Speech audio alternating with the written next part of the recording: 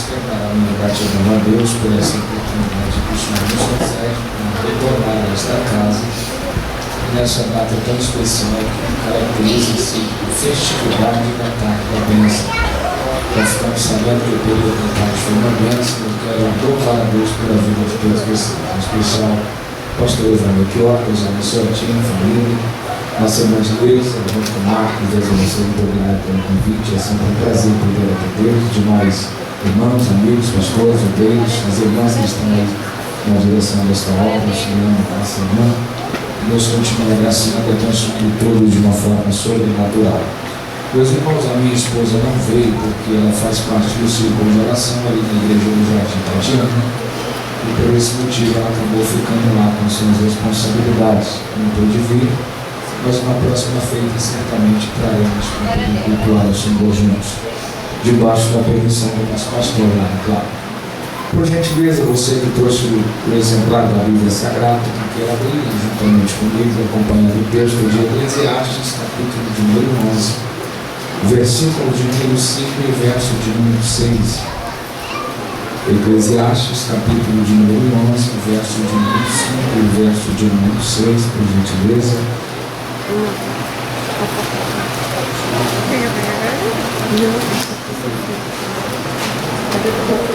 Glória a Jesus. Diz assim o texto sagrado: assim como tu não sabes qual o caminho do vento, nem como se formam os ossos do ventre da mulher grávida, assim também não sabes as obras de Deus que faz todas as coisas. Pela manhã semeia a tua semente, e à tarde não dê descanso à tua mão, porque tu não sabes qual prosperará, se esta, se aquela, ou se ambas serão igualmente boas.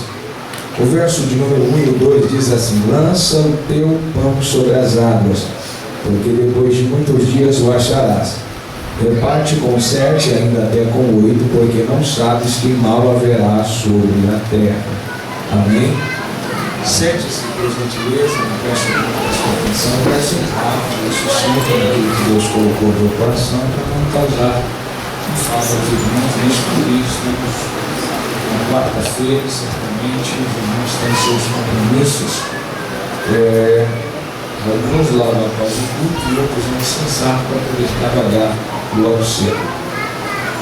Meus irmãos, importante quando nós passamos a observar com detalhes o livro de Eclesiastes. O livro de Eclesiastes é chamado de o famoso livro do pregador, exatamente pelo fato de conter mensagens diversas e também trazer uma temática que traz exatamente a explicação a respeito do tempo. Quando passamos a observar a palavra chamada tempo, nós precisamos entender que o tempo é o período entre o começo e o fim de uma determinada coisa.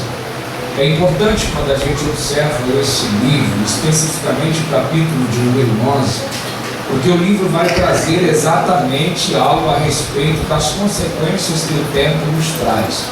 O texto base para este livro está centralizado exatamente na altura do capítulo de número 3, o verso 1 até o verso de número 8, quando ele traz verdadeiramente as consequências que o tempo nos traz. Nós precisamos entender que cada dia que passamos, o tempo exerce uma influência diferenciada sobre nós. Cada mês que passamos a observar algo diferenciado e que o tempo exerce sobre a nossa vida. Então nós precisamos entender que nós estamos sob o tempo e ele é quem exerce influência sobre as nossas vidas. A Bíblia diz que o sábio Salomão, ele foi um dos homens que reinou durante um dos reinados mais prósperos de toda a terra. Há quem diga que passando por uma fase difícil, os judeus, por exemplo, dizem que passou por crises enormes, exatamente no processo em que ele tinha fazendo as suas alianças, mas a gente procura ou precisa permanecer com o que está escrito na Bíblia Sagrada.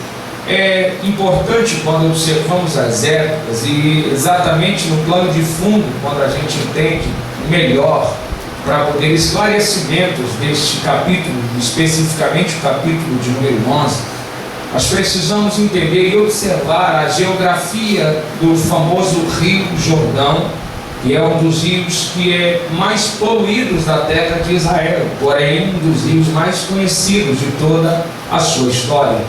E o Jordão ele tem pelo menos cerca de 324 quilômetros de extensão, desde a sua nascente até desaguar no Mar Morto. Este rio, diante dessa tamanha extensão, ele tem cerca de 27 quedas. Essas 27 quedas é desde a sua nascente até chegar na parte mais plana, que é exatamente na terra de Israel, que embora fosse uma região também montanhosa, era exatamente a localização que a tribo, na verdade, a cooperativa do tribo se reunia e preparava a terra para poder semear a sua semente.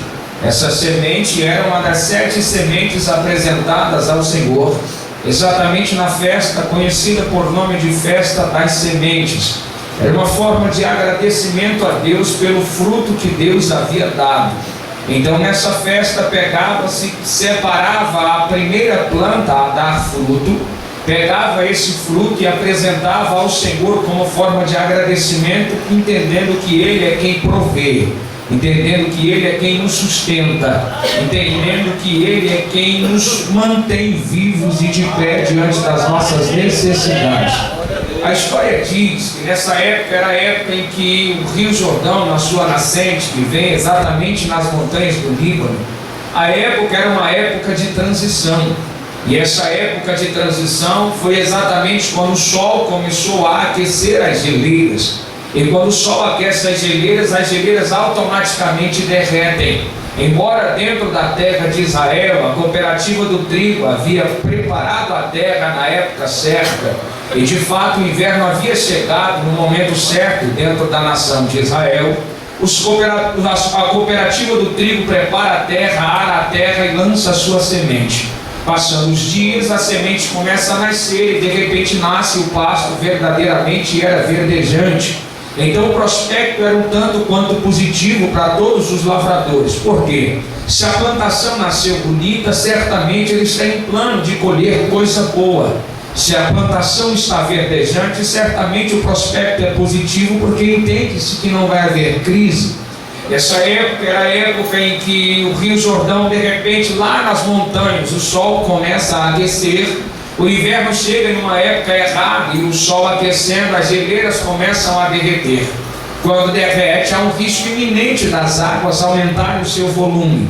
Quando as águas aumentam o seu volume, certamente um grande estrago ela vai causar, porque na parte mais plana, na parte de baixo, onde ninguém tinha nada a ver com aquecer do sol, exatamente na nascente do rio, é onde o estrago vai ser maior. Veja bem, diante dessas cerca de 27 quedas que nós observamos dentro desta geografia, na extensão do Rio Jordão, nós precisamos entender que o próprio livro, no capítulo 11, o verso de número 3, diz que estando as nuvens cheias, derramam a chuva sobre a terra, e caindo a árvore para o sul ou para o norte, no lugar em que cair a árvore, ali ficará.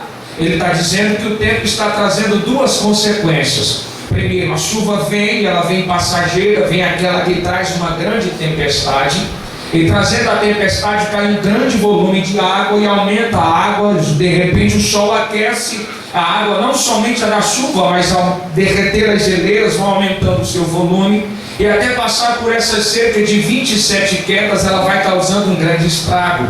As árvores vão caindo e no lugar em que cai ali fica, o risco é iminente de a água represar. Quando a água represa, aumenta o volume e ultrapassa as ribanceiras. Quando ultrapassa as ribanceiras, ela desce devastando tudo que vê pela frente. Nessa época era um momento em que a cooperativa, mesmo tendo sonhos, tendo planejamento, tendo projetos diferenciados, e de fato o pasto era verdejante, eles tinham motivo para se encontrarem felizes. Percebem que a água começa a aumentar o seu volume. Quando a água começa a aumentar o seu volume na região mais plana de Israel, é onde ela começa a ultrapassar as ribanceiras. Quando ultrapassa as ribanceiras, de repente devasta toda a plantação que havia sido feita. Quando devasta a plantação que havia sido feita, não leva somente a plantação, mas leva também o sonho, leva também o projeto, leva o planejamento. leva ao prospecto que era positivo. E é aquele velho problema que quem está na parte de baixo não entende, pastor Ivan, por que é que isso acontece? Mas isso, infelizmente, de cima vem a carga, e quando a carga vem, a água aumenta o volume, ultrapassa a ribanceira e devasta mesmo quem está de baixo, não tendo nada a ver com a situação.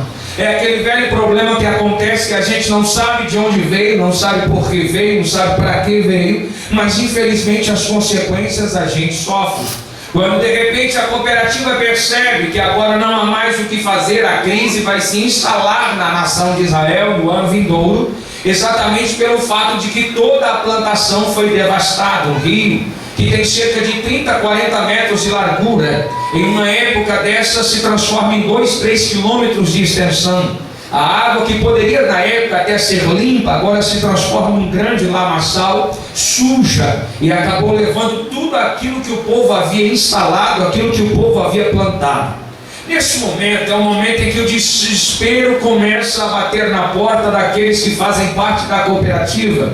E realmente o problema agora não é só da cooperativa, o problema é nacional. Porque trigo era uma das maiores fontes de renda que a nação de Israel tinha. E nessa época, segundo historiadores, eles já chegavam a exportar para alimentar não só a si próprio, mas também a outras nações que eram vizinhas. Esse problema que é gravíssimo, diz o contexto histórico, que é a hora que a cooperativa, assim como todo servo de Deus que teme ao Senhor, que anda debaixo do temor do Senhor, toda a ação que é gerada, que é extra, que gera coisas negativas, a primeira atitude a ser tomada é, embora isso é difícil de acontecer na nossa vida, a primeira atitude a ser tomada é: corre para a porta do palácio, porque na porta do palácio tem um rei que tem ideias diferenciadas, e a ideia pode ser boa, e certamente algo de positivo ele pode trazer.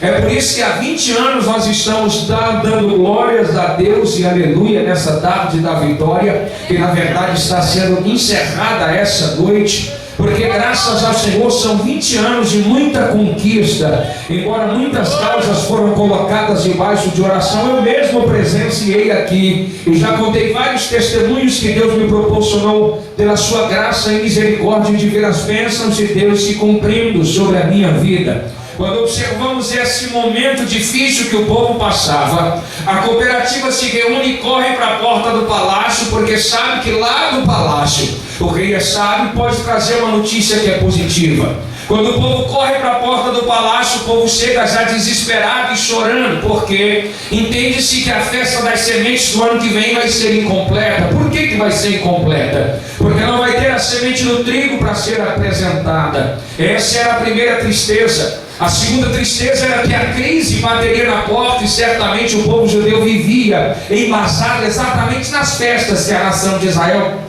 proporcionava ao coração de todo o povo judeu. Então vamos lá. Nessa época o povo corre para a porta do palácio, e quando corre para a porta do palácio, chama o rei Salomão, e quando chama o rei Salomão pergunta: rei, vai ter crise o ano que vem, o que aconteceu? E o Jordão ultrapassou as suas ribanceiras, e quando ultrapassa as suas ribanceiras, devastou toda a plantação de trigo que havia sido feita. O rei olhou e disse: olha, por enquanto eu não tenho algo para poder dizer, porque sempre quando eu vou para a porta do palácio para perguntar alguma coisa para o rei me dar direção, eu preciso entender que às vezes não é na hora que eu peço, mas que ela vai chegar, ela vai chegar. A história diz que o povo volta no outro dia. Quando volta no outro dia, é o momento que chama para conversar com o rei. Quando conversa com o rei, pergunta dizendo: e aí, qual é a ideia? Eu preciso entender, irmãos, que direção divina nem muitas das vezes é de acordo com aquilo que eu penso. Eu preciso entender que direção de Deus nem todas as vezes é de acordo com a forma que eu estou projetando. Eu preciso entender que direção de Deus nem todas as vezes é de acordo com aquilo que eu lancei e escrevi no papel para poder lançar e arrancar daquilo da forma que eu quero realizar, da forma que eu quero que aquilo seja feito. Então vamos lá. Quando se trata de direção de Deus, a Bíblia diz que Paulo escreve a carta aos Romanos, e quando ele escreve o capítulo 12, o verso 1 e o verso 2, ele diz: rogo-vos, pois, irmãos, pela compaixão de Deus, que apresenteis os vossos corpos como sacrifício vivo, santo e agradável a Deus, que é o vosso culto racional. De repente ele escreve dizendo: não vos conformeis com este século, mas transformai-vos pela renovação do vosso entendimento, a fim de que experimenteis qual seja a boa, agradável e perfeita vontade de Deus. Não é que são 3 vontades, é apenas uma vontade que tem 3 estágios. Eu prego hoje para quem está vivendo a boa vontade, mas eu posso pregar para quem esteja vivendo a agradável vontade. Aquilo que é bom para você às vezes pode não ser bom para mim, mas o que é agradável de Deus pode ser bom para você e pode ser bom para mim. O importante é que o Deus dos céus, e que está no controle do tempo, que Ele mesmo criou o tempo, as extremidades do tempo, está no controle de tudo e está dizendo: eu tenho a minha boa, a minha agradável e a minha perfeita vontade para realizar sobre a tua vida essa noite. É interessante entender que a vontade dele nem sempre é de acordo com aquilo que eu penso, com aquilo que eu peço, com aquilo que eu desejo. E eu preciso ser sensato a ponto de que entenda aquilo que ele tem para a minha vida, embora não seja do jeito que eu planejei, do jeito que eu quero, o final vai dar tudo certo para a glória do Senhor. Então deixa eu te explicar. Quando eles correm para o palácio, o Salomão vai dizer desta forma: ainda sobrou semente. A cooperativa disse: sobrou semente, porque ele sempre pega, deixa reservada aquela passa um tempo em conserva para poder, no ano que vem, estar pronta para poder ser semeada. Aquela que era para ser semeada no ano que vem tinha uma grande quantidade de semente de reserva para ser semeada no ano que vem. E de repente, quando eles pedem, ele pergunta: ainda sobrou semente? Ele disse: sobrou. Qual é a ideia, rei? Ele disse: pega o restante da semente. Cada cooperador, cada aquele que está um dos membros dessa cooperativa, divide a quantidade de semente, cada um pega um tanto, e toda a cooperativa desce para a beira do Rio Jordão em época de cheia. Quando toda a cooperativa descer para a beira do Rio Jordão em época de cheia, cada um pega uma quantidade, a quantidade que sobrou, o restante vocês pegam todo ele e lançam dentro das águas do Rio Jordão. Que ideia é essa? Primeiro, porque se eu olho para uma água que devastou a minha plantação gerou suor, a minha plantação gerou lágrima, a minha plantação gerou esforço físico que foi sobremaneira para poder chegar naquela condição. E de repente eu tenho que pegar a minha semente que sobrou, descer para a beira das águas, para as mesmas águas que devastaram, e Ele quer que eu pegue a minha semente e jogue dentro das mesmas águas que devastaram a primeira plantação. Porque na minha concepção é dessa forma: se eu olhar para alguém que me causou mal, automaticamente a tendência é querer distância dessa pessoa, quando na verdade a ideia do rei é: se aproxima e faça aliança. Olha que ideia diferenciada. Enquanto eu tenho uma lógica humana de odiar, o rei está dizendo: se aproxima e ama e faça aliança. Então que ideia que é essa? Qual é verdadeiramente o foco que o rei tem para trazer ao coração da cooperativa?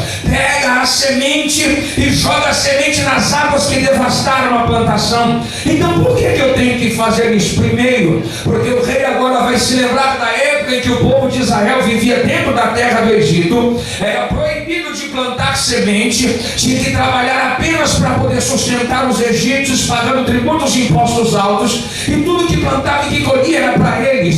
E na verdade Deus agora traz uma estratégia diferenciada. A estratégia é essa: pega a semente quando o rio Nilo estiver cheio, lança a semente nas águas do rio Nilo quando estiver as águas sobre as suas ribanceiras, porque a água que recebe a semente, ele vai levar a semente, e toda água que aumenta o seu volume, ela baixa. Toda tempestade que vem dessa mesma forma, ela vai embora. E quando a água abaixar o volume, a água vai levar a semente. Quando ela baixar o volume, ela vai jogar a semente na lama. A lama vai engolir a semente morre. Depois que morre, brota. Jesus diz que só brota depois que morre. E quando ela morre, brota. Depois que brota, gera fruto. Depois que gera fruto, mesmo sem plantar, o povo vai passar apenas colhendo. Então olha que ideia. Salomão manda o povo pegar a semente. O povo vai para a semente lá para a beira do Rio Jordão. Enquanto na minha concepção eu tenho que me afastar, o rei está dizendo para me aproximar e lançar a semente. A semente vai pegar a água, vai pegar a semente e vai levar. Do jeito que a água aumentou o volume, dessa mesma forma ela vai baixar. E quando ela baixar o seu volume, vai levar a semente semente, vai jogar a semente na lama, depois que a lama arrastar a semente, a lama engole a semente morre, depois que morre brota. E o povo passava, mesmo em época de cheia, mesmo em época de crise, de prospecto negativo, passava apenas colhendo, porque o rei tem direção diferenciada para a minha vida em relação àquela que eu estou vivendo. Então vamos lá. Qual é a ideia agora? Pega a semente, lança, a água vai levar. Quando a água levar, é interessante, eu preciso te explicar isso aqui. A nossa vida, tudo não passa de um processo. E cá para nós, todo processo precisa ser enfrentado.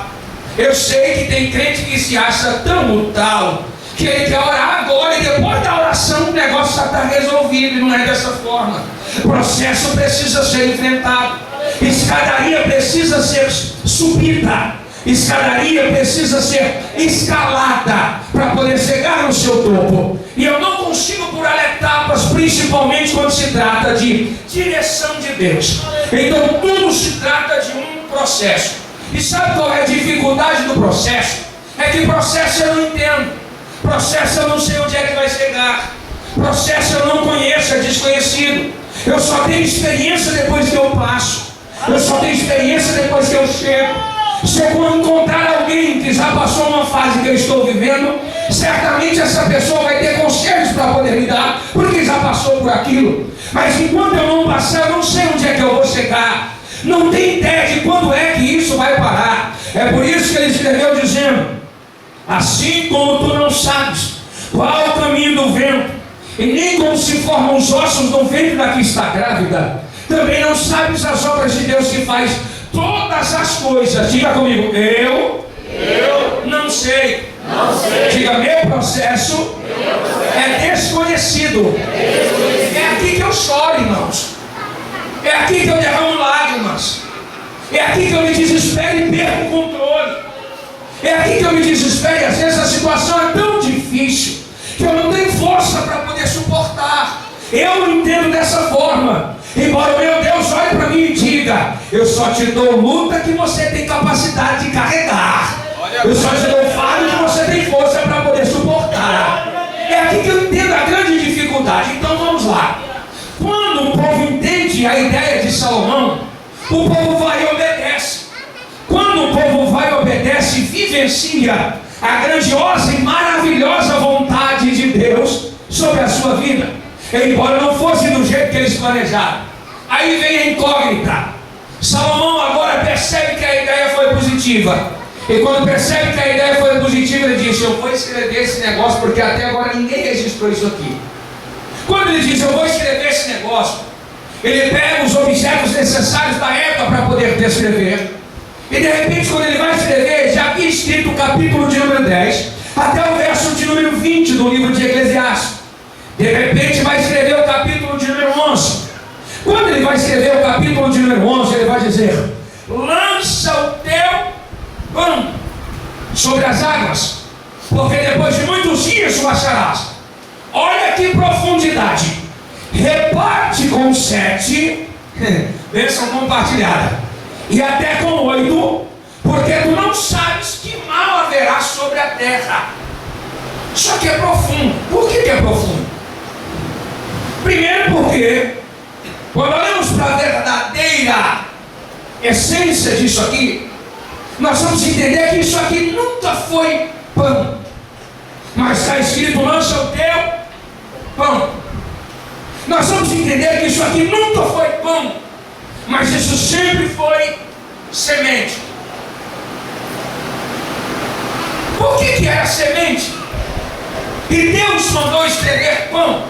Quando Salomão ia registrar isso aqui, o Espírito de Deus se apodera dele e diz: Salomão, muda agora essa história. Muda agora esse negócio. Por quê? Não é semente. Escreve pão. Aleluia.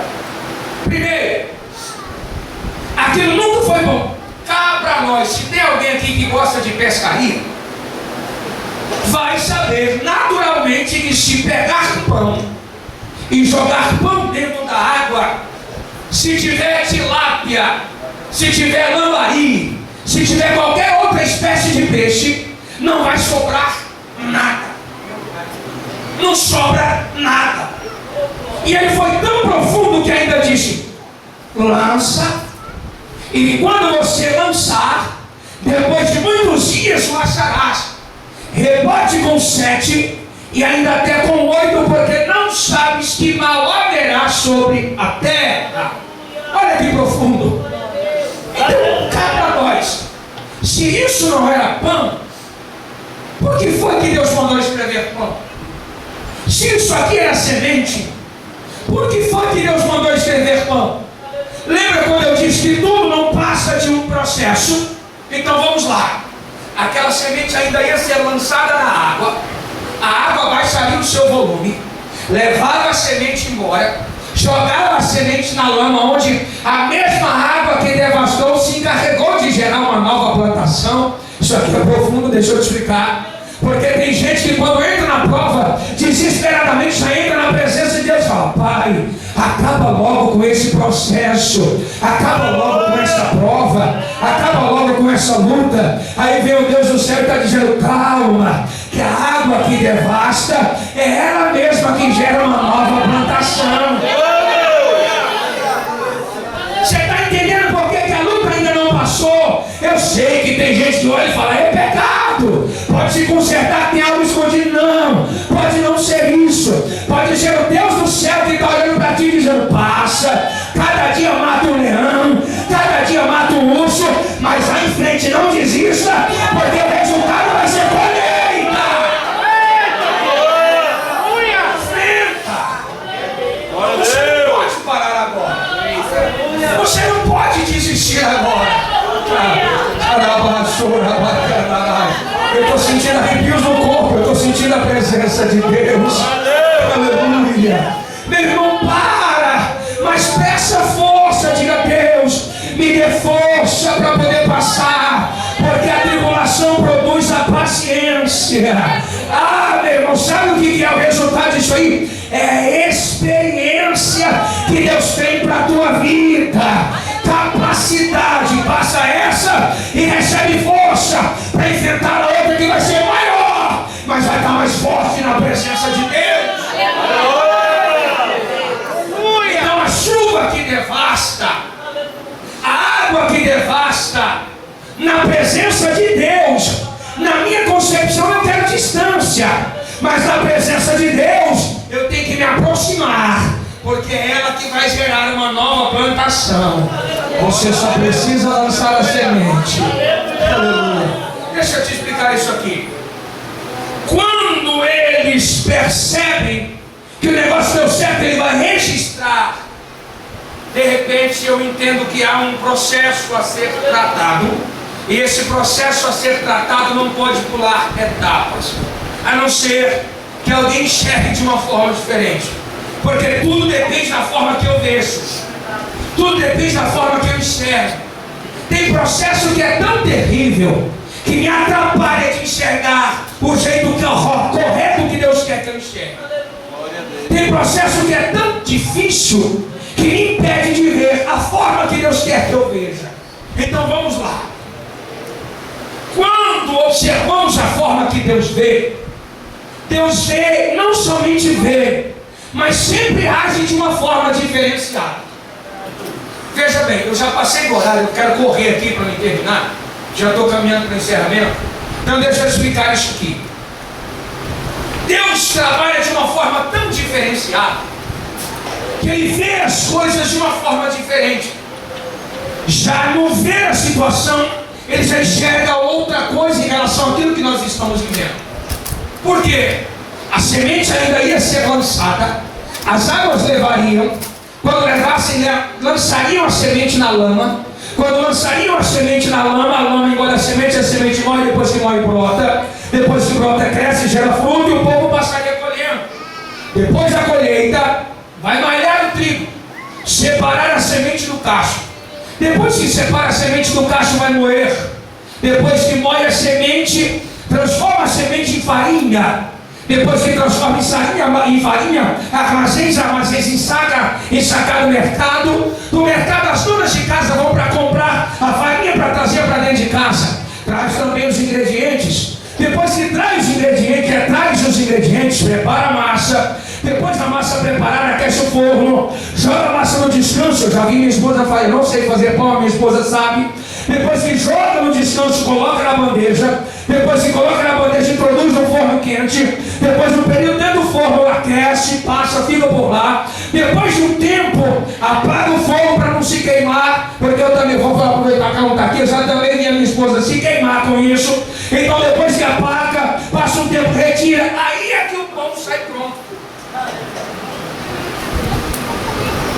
Você consegue entender isso aqui? Aleluia! Você conseguiu pegar isso aqui? Ah, o Deus que trabalha de uma forma diferente é o mesmo Deus que sempre entra na contramão da lógica para poder mudar o quadro da história de alguém. Isso aqui não é ordem doutrinária, mas entende-se que Deus um dia usou o profeta Isaías para dizer no capítulo 41, versículo 18: abrirei os rios nos lugares altos e as fontes no meio dos vales, transformarei o deserto em tanques de água e a terra seca em mananciais. Que mensagem linda! Deus está dizendo que vai pegar a terra seca, que ninguém dá nada, e vai transformar ela num manancial. A área de manancial é a área que tem fonte, a área de manancial é a área que tem planta, a área de manancial é a área que tem frutas, a área de manancial é a área protegida, que o homem não pode tocar, porque está guardada, está protegida. É a área de manancial. Deus está dizendo: eu vou pegar o deserto e transformar em área de manancial. Aí Deus entra dizendo: vou entrar na contramão da lógica, porque a lógica hoje é: toda fonte nasce no alto, todo rio nasce na montanha, toda fonte nasce no alto. A água que desce, que nasce, é gerada no alto, ela vai jorrando. Quando vai jorrando, procura os desníveis da terra. Quando procura os desníveis da terra, a parte mais baixa, ela vai formando-se os rios e também os riachos. É por isso que eles existem. Mas Deus está dizendo o contrário. É por isso que um dia Jesus, quando está lá na fonte de Samaria, no poço de Jacó, ele está chegando lá exatamente na hora sexta, meio-dia. Quando ele chega meio-dia, tem uma mulher que está com a vida toda torta. A vida dela foi que fez com que ela saísse aquele horário para poder buscar água na fonte para trazer sustância para dentro da sua casa. De repente, quando ele chega meio-dia naquela fonte, sabendo que aquela mulher estaria ali, ele entra com aquele jeitão de judeu, aquele jeito manso e humilde de falar. Olha para aquela mulher e diz: mulher, me dá água porque eu tenho sede. Ela olhando para ele, entendendo que ele é judeu, ele diz: não, tu és judeu. Judeu e samaritano não bate. É tu para lá e eu para cá. Ela disse: eu não posso te dar água por causa disso. De repente ele se apresentou como a fonte que desceu do alto. Ele olhou para ele e disse: mulher, se tu beber da água que eu tenho para te dar, ela tu nunca mais vai ter sede na tua vida. Aleluia. Quando ela entende que ele é o verdadeiro Messias, ela abandona o cântaro, porque é impossível alguém entender que está diante do Messias e não jogar os cântaros do passado para trás. Ela quebra o cântaro e diz: eu vou te anunciar aonde eu passar. Bebeu da fonte, e depois que bebe da fonte, nunca mais tem sala, pastor. Por isso é natural, lógica. Mas aí Deus entra dizendo o contrário, pastor Ivan. Quando Deus olha, Deus diz assim: vou fazer diferente. Eu vou abrir a fonte no meio dos vales e o rio vai correr para cima. Não, você não entendeu, você está olhando muito sério. Não vou dizer de novo. Eu vou abrir a fonte na parte baixa e o rio vai correr para cima. É isso que Deus está dizendo. E Deus é especialista em fazer a água correr para cima. Deus é especialista em fazer a água correr para cima. Por exemplo, Josué capítulo 3. Entra de frente à cidade de Padã-Arã. As águas se partem, a de baixo desce. Quando de repente o povo começa a atravessar, sai de frente à cidade de Adamá, 19 quilômetros de distância, mas dentro do curso do rio não era para baixo, era para cima. E sendo para cima precisa ter uma explicação. Qual é a explicação? Eu preciso de Bíblia para poder explicar isso aqui para a igreja.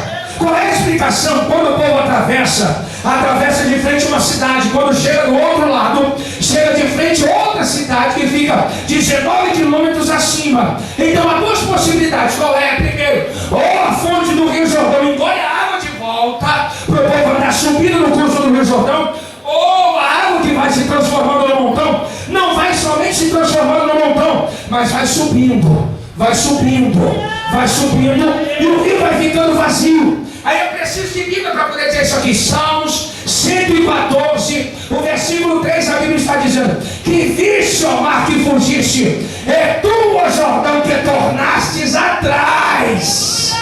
Deus fez a água correr ao contrário, para o povo atravessar para a glória do teu nome. Essa prova não vai acabar com a tua vida. Esse processo não vai acabar com a tua vida. Esse procedimento que você vive não vai destruir o projeto de Deus na tua vida, ao contrário, ele vai gerar uma nova plantação, e a colheita vai ser de base de testemunho de milagre. Não é só você que vai participar, quem está orando e chorando junto contigo também vai participar da festa, porque é bênção compartilhada. Reparte com 7, ainda até com 8, porque não sabes que mal haverá sobre a terra. Aleluia. Fica de pé em nome de Jesus. Fica de pé. Eu só vou encerrar. O Senhor é Deus. Aleluia. Lança o teu pão. Não era pão, era semente. Mas qual é a diferença? A diferença é que Deus enxerga de uma forma diferente. Processo na minha mão pode ser semente. A dificuldade na minha mão pode ser semente. As lutas que eu passo, as lágrimas que eu derramo pode ser semente. Qual é a diferença disso?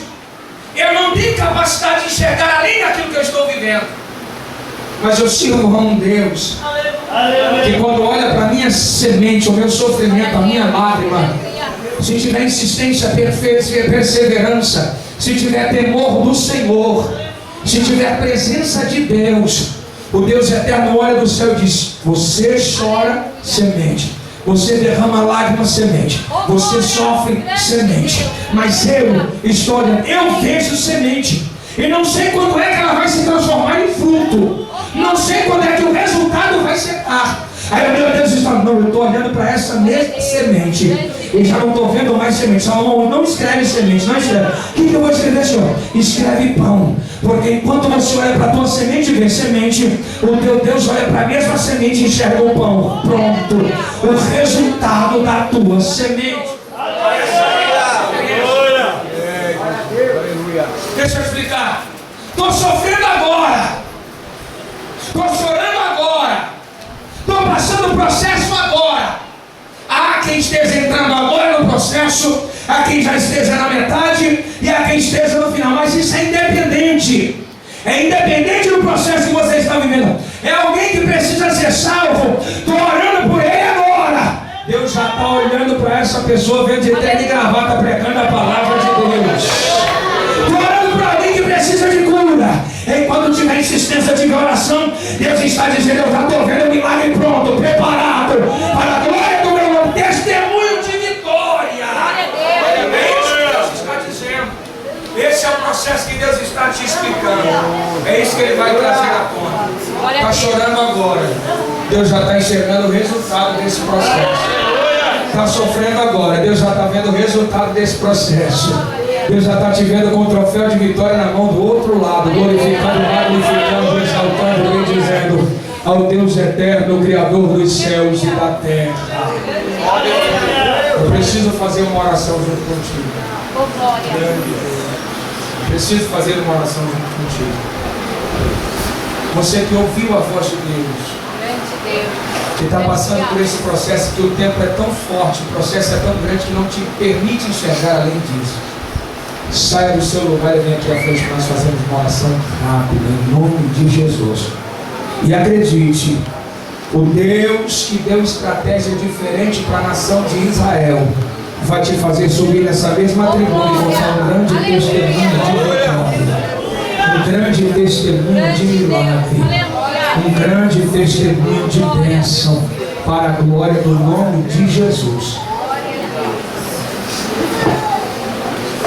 Sabe qual é a notícia de Deus para a tua vida hoje, ainda dentro do texto, só para me encerrar?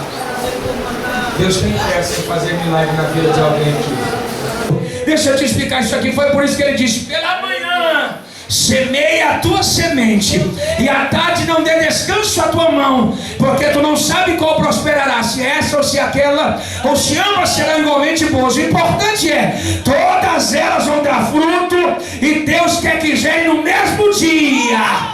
Deus está realizando milagre aqui agora. Isso aqui é profético, irmãos. Deus está realizando milagres aqui agora. Deus está realizando milagres aqui agora. Você vai fechar os teus olhos, eu vou orar e já vou devolver o microfone. Você que está aí atrás, que não quis receber oração, vem, estende as suas mãos para cá, que nós vamos interceder por este povo. E no nome de Jesus, unindo a nossa fé, nós vamos presenciar esses milagres acontecendo, e pessoas subindo nesta tribuna, pedindo a oportunidade, dizendo: eu preciso contar a minha vitória. E sabe qual é a notícia? Vai ser milagre em época de crise, vai ser colheita em época de tempestade, vai ser vitória em época difícil. É isso que Deus está te dizendo, Pai eterno, Criador dos céus e da terra. Em nome do Senhor Jesus Cristo, Pai, nós colocamos em tuas mãos, ó Pai querido, eterno e santo, cada causa vigente, cada processo, meu Pai, vivido, meu Deus querido, representado aqui através dessa vida. Pai, pode ser alguém que esteja vivendo na pele, ou pode ser alguém que esteja intercedendo por outra pessoa, porque, Pai eterno, no meio desta vida, nós sempre pedalamos por nós e carregamos também outras pessoas nas costas. Pai, que o Senhor possa honrar essa semente da oração, essa semente da lágrima, essa semente do sofrimento, e possa trazer à tona, Senhor, um grande milagre sobre a vida da tua igreja. Em nome do Senhor Jesus Cristo de Nazaré, entra com a tua providência, manifestando e tornando pública a tua bênção sobre todos, em nome de Jesus. E a igreja que acredita, levante a mão e diga glórias ao Senhor.